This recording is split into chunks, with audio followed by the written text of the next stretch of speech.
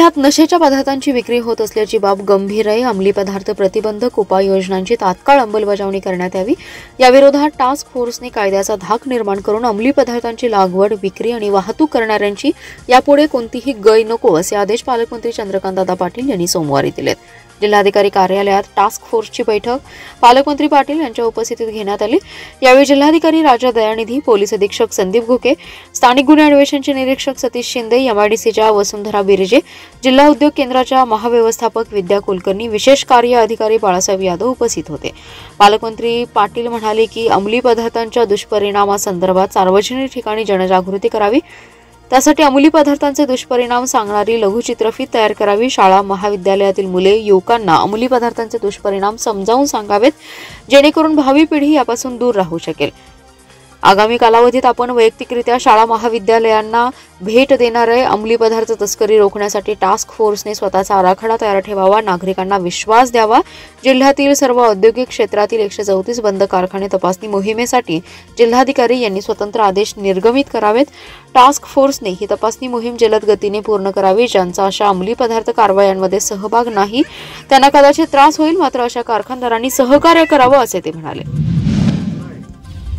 सांगलीत हळदीचा उद्योग मोठा आहे। वसमत येथे हळद संशोधन केंद्र सुरू आहे, त्याचे उपकेंद्र सांगलीत सुरू करू। त्यासाठी लवकरच सांगलीत अधिकारी आणि व्यापाऱ्यांची बैठक घेऊ अशी ग्वाही उद्योगमंत्री उदय सामंत यांनी दिली आहे। महाराष्ट्र चेंबर ऑफ कॉमर्सच्या वतीने येथील न्यू प्राईड हॉटेलमध्ये पश्चिम महाराष्ट्राची उद्योग व्यापार परिषद झाली। यावेळी ते बोलत होते। या परिषदेला सांगली जिल्ह्याचे पालकमंत्री, उच्च व तंत्र शिक्षण मंत्री चंद्रकांतदादा पाटील, माजी मंत्री जयंत पाटील, महाराष्ट्र चेंबर ऑफ कॉमर्सचे अध्यक्ष ललित गांधी, वरिष्ठ उपाध्यक्ष रवींद्र मानगावे, पश्चिम महाराष्ट्र उपाध्यक्ष रमाकांत मालू, प्रवीण लुकंड, नीता खेळकर आदी जण उपस्थित होते। उदय सामंत पुढे म्हणाले की सांगलीला हळद नगरी म्हणून ओळखलं जातं। हळदीची मोठ्या प्रमाणात निर्यात देखील होते, त्यामुळे सांगलीत हळद संशोधन उपकेंद्र होणं गरजेचं आहे। वसमत येथे हळद संशोधन केंद्र उभारण्यात आले। आमदार हेमंत पाटील हे अध्यक्ष असून त्यांनी सांगलीला उपकेंद्र मंजूर करण्याची ग्वाही दिली आहे। त्यासाठी लवकरच बैठक घेतली जाईल। ते पुढे म्हणाले, सांगलीत जर जागा देणारे शेतकरी असतील, एमआयडीसी करता येईल। निवडणुकीच्या काळात राजकारण आणि निवडणुका झाल्या की सर्वजण विकास कामासाठी सर्वांनी एकत्र येणं अपेक्षित असतं। प्रत्येक गोष्टीत राजकारण आणलं तर मग विकासाच्या गोष्टी मागे पडतात। उद्योजकांनी सांगलीत एअरस्ट्रिपची मागणी केली आहे, परंतु आता एअरस्ट्रिप बाबत नियम बदललेत। उद्योजकांच्या भावना समजू शकतो। जर एअरस्ट्रिप बाबत, लांबी रुंदीबाबत तसेच रडार बाबत सुविधा झाली तर सांगलीत चांगलं विमानतळ होऊ शकतं, असं मत उद्योगमंत्री उदय सामंत यांनी व्यक्त केलंय। जत तालुक्यातील कर्जगी येथे बालिका अत्याचार प्रकरणाचा खटला जलद गतीने न्यायालयात चालवून त्याचा निकाल लवकरात लवकर होऊन आरोपीला कठोर शिक्षा व्हावी यासाठी प्रयत्न करणार असल्याचे प्रतिपादन राज्याचे उच्च व तंत्र शिक्षण संसदीय कार्यमंत्री तथा जिल्ह्याचे पालकमंत्री चंद्रकांत पाटील यांनी केले। जत तालुक्यातील कर्जगी येथे पालकमंत्री चंद्रकांत पाटील यांनी पीडितेच्या कुटुंबियांची भेट घेऊन त्यांचं सांत्वन केलं आणि त्यांना धीर दिलाय। यावेळी ते बोलत होते। यावेळी आमदार गोपीचंद पडळकर, जिल्हाधिकारी डॉक्टर राजा दयानिधी, जिल्हा परिषद मुख्य कार्यकारी अधिकारी तृप्ती धोडमिसे, पोलीस अधीक्षक संदीप घुगे, पालकमंत्री महोदय तसेच अधिकारी बाळासाहेब यादव आदी जण उपस्थित होते। पालकमंत्री चंद्रकांत पाटील म्हणाले, कर्जगी येथील बालिका अत्याचार व हत्येची घटना अत्यंत दुर्दैवी आणि माणुसकीला काळीमा फासणारी आहे। यामध्ये पोलिसांनी तातडीने आरोपीला अटक केली। या प्रकरणी दोषारोपपत्र दाखल करून आरोपीला लवकरात लवकर कठोर शिक्षा व्हावी यासाठी हा खटला जलद गतीने न्यायालयात चालवण्यासाठी जिल्हा प्रशासनाने कार्यवाही करावी अशा सूचना त्यांनी यावेळी दिल्या। तसेच मनोधैर्य योजनेतून पीडितेच्या कुटुंबियांना सत्वर आर्थिक मदत देण्यात येईल। याचबरोबर मुख्यमंत्री सहाय्यता निधीतून आर्थिक मदत करण्यासाठी प्रयत्न करण्याची ग्वाही पालकमंत्री चंद्रकांत पाटील यांनी केली आहे। प्रारंभी या घटनेची सविस्तर माहिती पालकमंत्री चंद्रकांतदादा पाटील यांनी संबंधित अधिकाऱ्यांकडून आणि कुटुंबियांकडून जाणून घेतली।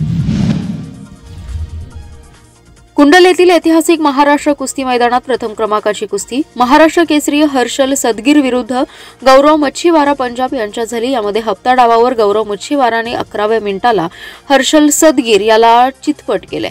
अतिशय अटीतटीच्या या लढतीत कुस्ती चितपट झाल्याने कुस्ती शौकीनांनी मोठा जल्लोष केला। दुसऱ्या मिनिटाला हर्षलने पट घेत गौरवला खाली खेचलं, पण तो यशस्वीपणे निघून गेला। दोन्ही पैलवानांच्यात बराच वेळ खडाखडी सुरू होती, पण प्रेक्षकांच्या डोळ्यांचं पारणं फेडणारी ही कुस्ती झाली। यानंतर माऊली जमदाडे विरुद्ध प्रिन्स कोहली यांच्यात झालेली कुस्ती 4थ्या मिनिटाला प्रिन्स कोहलीने माऊलीवरती घिस्सा डावावर विजय मिळवला। या कुस्तीला पंच म्हणून मेहबूब शेख यांनी काम पाहिले। महेंद्र गायकवाड विरुद्ध प्रकाश बनकर यांच्यात झालेल्या कुस्तीत महेंद्र गायकवाड पुट्टी डावावरती 10व्या मिनिटाला विजयी झाला। या कुस्तीला मेहबूब शेख यांनी पंच म्हणून काम पाहिले। दादा शेळके विरुद्ध लल्लू जम्मू यांच्यातील कुस्ती 30 मिनिटांनी गुणावर लावण्यात आली। दादा शेळके आक्रमक झाला आणि दुसऱ्या मिनिटाला दादा शेळके गुणांवरती विजयी झाला। या कुस्तीला पंच म्हणून सुनील मोहिते यांनी काम पाहिलं। यांसह इतर चटकदार कुस्त्यात रविराज चव्हाण विरुद्ध अभिनव नायक यांच्यातील कुस्ती प्रेक्षणीय झाली आहे। प्रथम अभिनवने छडी टांग करत कुस्तीत रंगत आणली। हा डाव पलटवार करत एकेरी कसावरती 4थ्या मिनिटानंतर रविराज चव्हाणने कुस्ती जिंकली आणि प्रेक्षकांच्या डोळ्यांचं पारणं फेडलं। यंदा या मैदानात निकाली महिला कुस्त्याही झाल्या। नेहा शर्मा विरुद्ध धनश्री फंड यांच्यात कुस्ती झाली। मुस्कान रोहतक विरुद्ध पूजा लोंढे यांच्यात कुस्ती झाली आहे। यामध्ये एकेरी कसावरती अवघ्या दुसऱ्या मिनिटांनी मुस्कान रोहतक विजयी झाली आहे। जिल्हा मध्यवर्ती बँकेला रिझर्व्ह बँकेकडून 10 नवीन शाखांना मंजुरी दिली आहे। तब्बल 25 वर्षांनंतर परवानगी मिळाली आहे। याशिवाय आणखी 15 शाखा विस्तारासाठी प्रस्ताव दाखल करण्यात येणार असल्याचे जिल्हा बँकेचे अध्यक्ष मानसिंगराव नाईक यांनी सांगितले। गेल्या 3 वर्षात केलेल्या ठेवी, कर्जे, एनपीए कमी करण्यासह विविध पातळ्यांवर चांगल्या कामाची पोहोच मिळाल्याचंही त्यांनी स्पष्ट केलं। अध्यक्ष नाईक म्हणाले, जिल्हा बँकेने शाखांसाठी 1 वर्षांपूर्वी रिझर्व्ह बँकेकडे प्रस्ताव दाखल केला होता। रिझर्व्ह बँकेच्या सर्व निकषात बँक पात्र ठरली आहे। तब्बल 25 वर्षांनंतर म्हणजे 18 जुलै 2001 नंतर प्रथमच शाखा विस्तारण्यास परवानगी दिली आहे।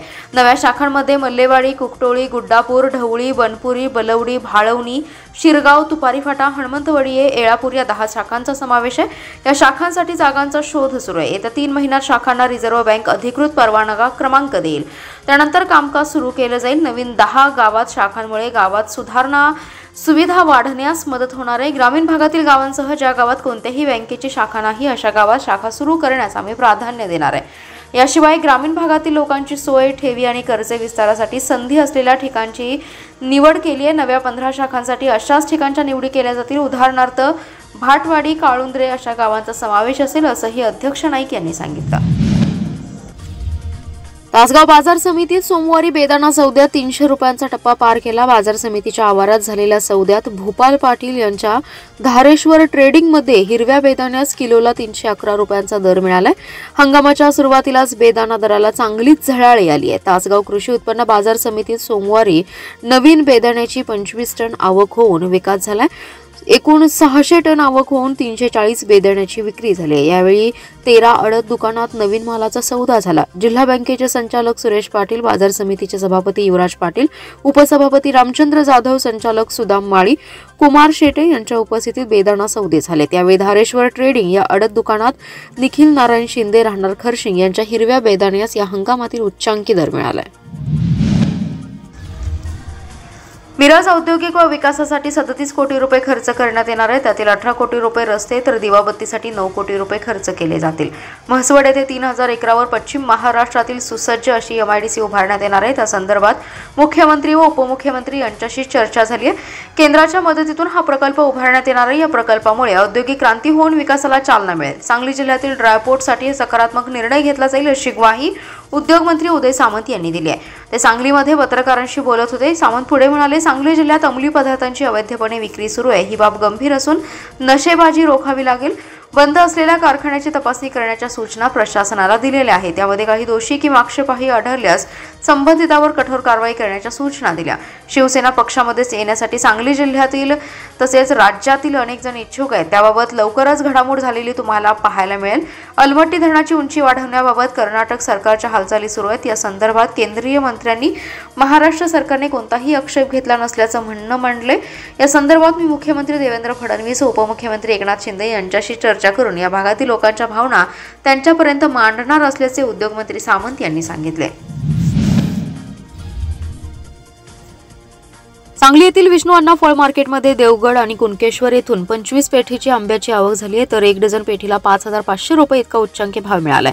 आंबा हा फळांचा राजा म्हणून ओळखला जातो। तसेच आता नवीन वर्षाला आंब्यांची आवक विष्णू अण्णा फळ मार्केटमध्ये झाली आहे। हापूस आणि देवगड आंब्याचं मार्केटमध्ये आवक झाली आहे।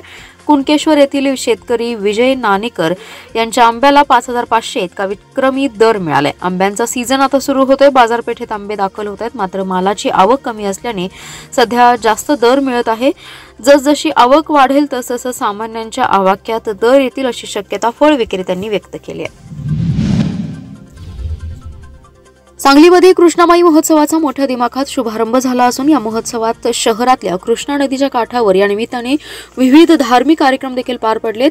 कलश पूजन आणि कृष्णामाईची ओटी भरून महोत्सवाचा शुभारंभ झाला असून या निमित्ताने हजारो सांगलीकर महिलांनी आणि नागरिकांनी कृष्णा नदीच्या काठावर गर्दी केली आहे। या कृष्णामाई महोत्सवात कृष्णा नदीला साडी नेसवण्याचा कार्यक्रम देखील पार पडलाय। कृष्णा नदीच्या एका काठापासून दुसऱ्या काठापर्यंत जवळपास 400 फूट लांबीची साडी या निमित्ताने कृष्णा नदीला अर्पण करण्यात आली आहे। प्रयागराज या ठिकाणी पार पडत असलेल्या कुंभमेळ्याच्या पार्श्वभूमीवर शिवसेना शिंदे गट आणि सांगली महापालिकेच्या माध्यमातून 12 फेब्रुवारीपर्यंत या कृष्णामाई महोत्सवाचं आयोजन करण्यात आले। रविवारचा दिवस सुट्टी असल्याने सरकारी घाटावर कृष्णामाई उत्सव पाहण्यासाठी पंचक्रोशीतील नागरिकांनी मोठी गर्दी केली होती। नागरिकांच्या गर्दीने संपूर्ण घाट गजबजून गेला होता। आबालवृद्धांना या ठिकाणी मनोरंजनाची साधने देखील उपलब्ध होती।